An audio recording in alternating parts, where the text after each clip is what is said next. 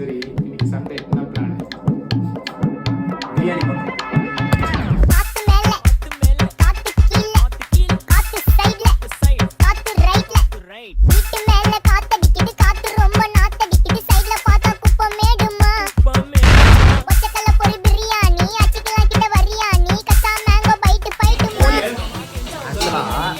பேர் வேலை பார்த்துட்டு இருக்காங்க. ஒருத்த மட்டும் உட்காந்து உள்ள நோண்டிட்டு இருக்கான். இன்னொருத்த என்ன பண்றான் நான் கேட்டேன் பாருங்க. என்னடா பண்ணுகிற?